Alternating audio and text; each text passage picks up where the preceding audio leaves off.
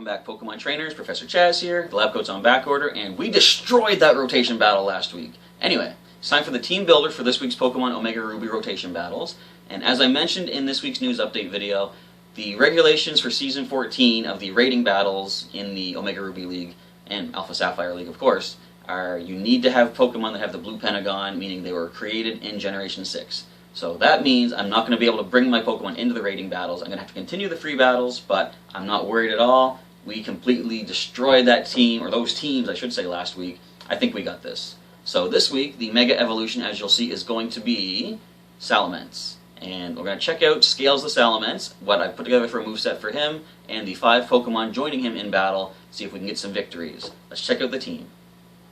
So captaining the team this week is going to be Scales the Salamence, and this will be our Mega for the week. It's going to be Mega Salamence, first time we're using it on the channel from what I recall.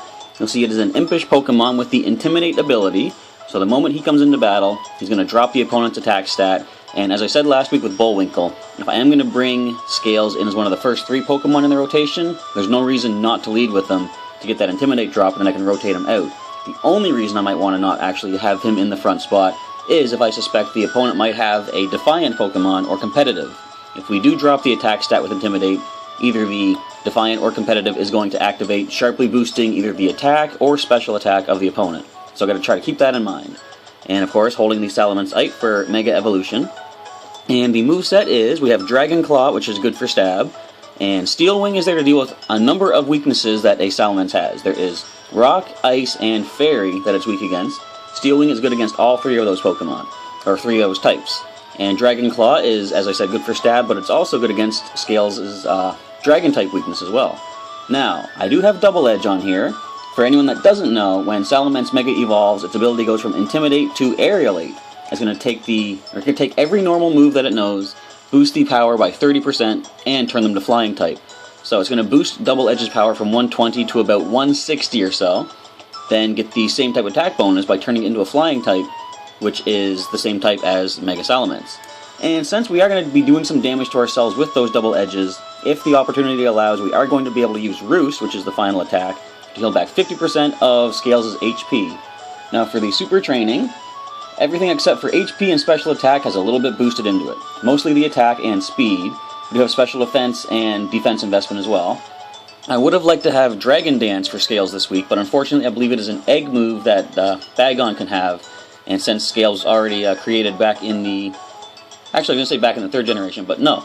Although it's a 3rd generation Pokemon, this was one of my Pokemon X team members. However, it was just caught from the wild, so no egg moves. Sadly, no Dragon Dance. Alright, so the next Pokemon is going to try to help out Scales get a victory in the first week of the rotation battles that we're using Scales. It's going to be Sailor the Musharna. This is more of the defensive wall of the team, physically and specially. She is relaxed nature with the Synchronize ability, so any special condition that hits her is going to be bounced back to the opponent as well. And she is holding leftovers because she has really good defenses, therefore she's not going to be taking too many powerful hits unless they're super effective. Leftovers will heal back a little bit of lost HP every turn. For the moveset, we decided to go with some nice stab. We're trying to get some good type coverage this week, but I'm putting mostly stab attacks on each Pokemon. So we do have Psyshock. If they expect that she's going to be specially offensive, they might try to send in a special defensive Pokemon. Psyshock is going to come in really handy because although it uses the special attack of the user, it focuses on the physical defense of the target. So it could get some surprising damage off that way. The other 3 moves, Yawn, Nightmare, and Moonlight, these are actually all moves that Musharna cannot learn. They're just inherited from when she was a Muna back in the Unova region. So they kind of work in conjunction, well at least Yawn and Nightmare. We can Yawn a Pokemon and make it drowsy. Even if they rotate out, I'm pretty sure Yawn is still in effect, so that if that Pokemon comes back to the active spot, at the end of that next turn, it will fall asleep. I'm fairly certain that's how it works. If it doesn't, we're going to find out in a live battle. Nightmare will be good if the opponent is asleep. We're going to be able to get 25% of its HP drained away each turn from Nightmare. And for additional healing back purposes, Sailor has Moonlight. So going to heal back 50% of her HP, much like Scales with his Roost. Now for the Super Training for Sailor, we have mostly investment into the defenses. As you saw, they were at 260 apiece. And we put the remainder into the HP, trying to keep things nice and balanced across the board. The next Pokemon in the team is going to be Cliff the Clefairy. Now we saw him last week in the X singles battles, I believe I used him last week. I'm pretty sure. I don't know if he actually saw battle or not, but he is pretty much the same as he was last week. A slight little bit of difference, though. Still is the timid-natured Pokemon with the Magic Guard holding the Flame Orb. And I don't think I've ever actually explained the way the ability and the item are going to work hand in hand.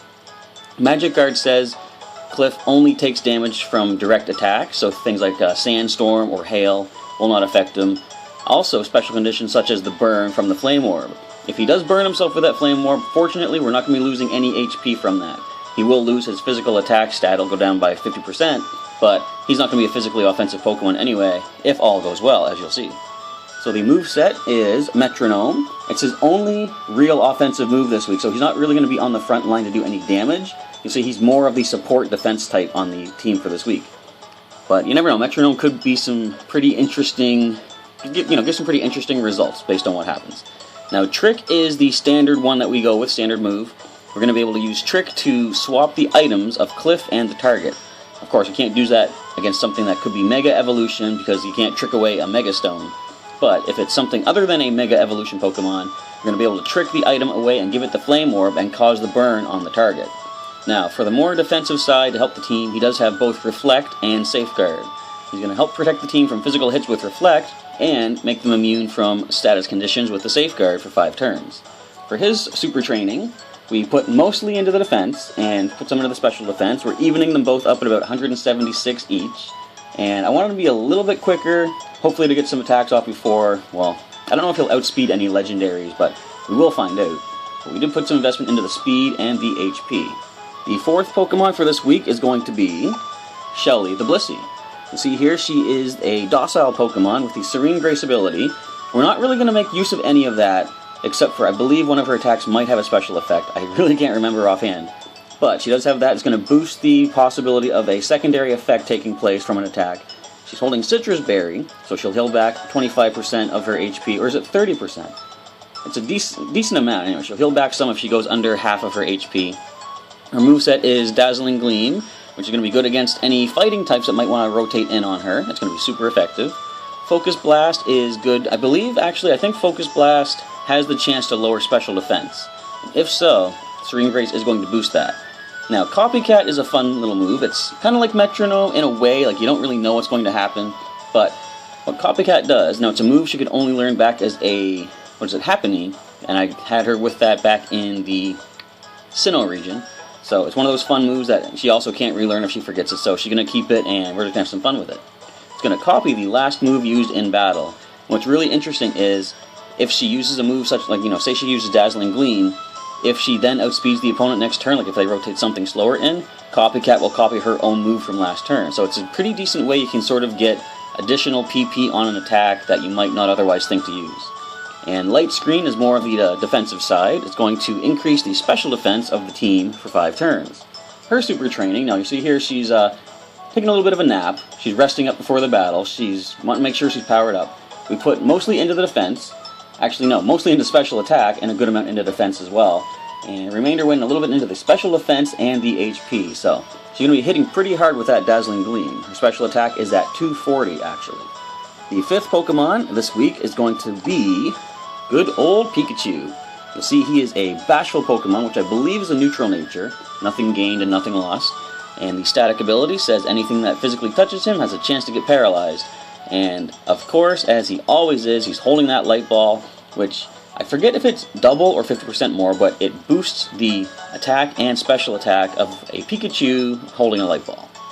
So his moveset is the same as it's always been. Seems to work decently well, and until it's broken, why not, why fix it?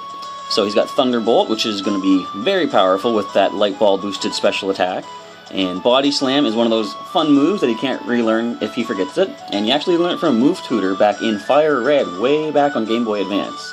And Grass Knot will be good to deal with his weakness of ground types, plus anything that's just really heavy.